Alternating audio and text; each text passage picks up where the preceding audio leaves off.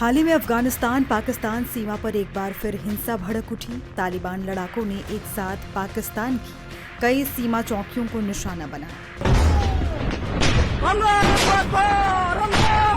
इन हमलों को पाकिस्तान की हालिया एयर स्ट्राइक के जवाब में देखा जा रहा है। तालिबान का दावा है कि उन्होंने पाकिस्तानी सैनिकों को मार गिराया और चौकियों पर कब्जा कर लिया, जबकि पाकिस्तान ने जवाबी कार्रवाई में तालिबान लड़ाकों को ढेर करने की बात कही।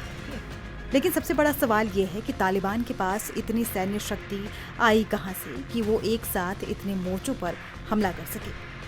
दरअसल ग्लोबल फायर पावर इंडेक्स 2025 के अनुसार अफगानिस्तान, जो अब तालिबान के नियंत्रण में है, सैन्य शक्ति के मामले में दुनिया में 118वें स्थान पर है। साल 1990 के दशक में धार्मिक छात्रों के एक छोटे से समूह के रूप में उभरा तालिबान 2021 में काबुल पर कब्जा करने के बाद एक संगठित फौज का रूप ले चुका है। कुछ रिपोर्ट्स बताती हैं कि तालिबान शासित अफगानिस्तान के पास 1,10,000 से लेकर 1,50,000 सक्रिय सैनिक, लगभग 1 लाख रिजर्व फोर्स और करीब 14,000 करोड़ रुपए का सैन्य बजट है। इसके पास हल्के हथियार, रॉकेट्स, तोपें और अमेरिकी हथियारों का कुछ स्टॉक भी है। हालांकि हवाई और नौसेना शक्ति की कमी इनकी सबसे बड़ी कमजोरी है, लेकिन गुरिल्ला युद्ध में ये माहिर है। आधुनिक हथियारों की कमी के बावजूद तालिबान की सबसे बड़ी ताकत उनका गुरिल्ला युद्ध कौशल है।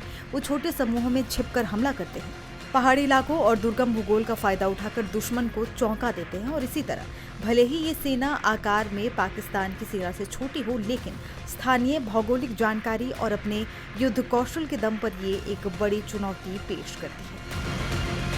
कुछ रिपोर्ट्स के मुताबिक अक्टूबर 2025 के हमलों में तालिबान ने कुनार, बाजौर, हेलमंद और पक्तिया जैसे इलाकों में कई चौकियों पर एक साथ हमला किया। रात के अंधेरे में तालिबान के छोटे छोटे दस्ते पाकिस्तानी चौकियों में घुस गए और जबरदस्त गोलीबारी की। ये हमले 9 अक्टूबर को पाकिस्तान द्वारा काबुल और खोस्त पर किए गए हवाई हमलों का सीधा जवाब थे, जिसे तालिबान ने बदले की कार्रवाई बताते हुए सीमा पर तोपों से हमला शुरू कर दिया। सीमा के पास रहने वाला पश्तून समुदाय भी तालिबान को रसद और अन्य मदद मुहैया कराता है। उनकी रिजर्व फोर्स जरूरत पड़ने पर तेजी से एकजुट हो जाती है। वहीं पाकिस्तान की सेना ग्लोबल फायर पावर 2025 में 12वें स्थान पर है, जो अफगानिस्तान से कहीं आगे है। इसके बावजूद सीमा पर जारी इन झड़पों ने दोनों देशों के बीच तनाव को खतरनाक स्तर तक बढ़ा दिया है। यह संघर्ष डूरन लाइन पर हो रहा है, जो दोनों देशों के बीच एक विवादित सीमा है। डूरन लाइन अफगानिस्तान और पाकिस्तान के बीच लगभग 2,640 किलोमीटर लंबी अंतर्राष्ट्रीय सीमा है।